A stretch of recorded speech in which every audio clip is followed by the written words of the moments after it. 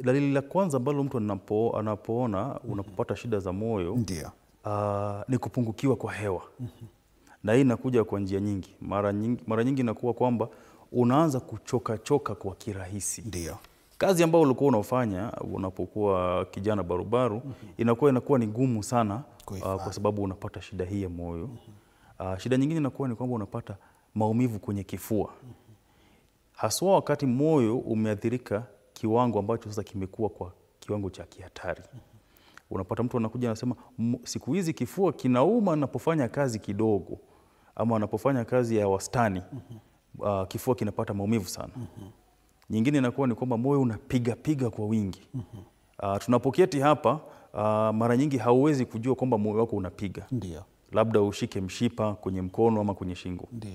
Lakini unapata wakati mwingine unasikia watu wanasema moyo wangu unapopiga mimi naweza kusikia katika kifua.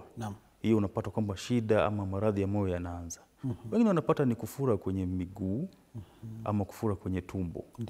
Unapata uvimbe huu unakuja kwa sababu ile damu haipigi vizuri, kwa hivyo maji inaanza kukithiri katika viungo hivi kama vile miguu ama tumbo.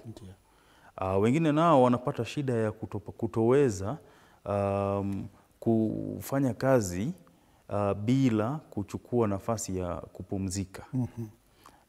Unasikia kwamba mtu anasema kweli kazi naweza kuifanya, lakini kazi hii nikiifanya kama vile kupanda zile tunaita stairs.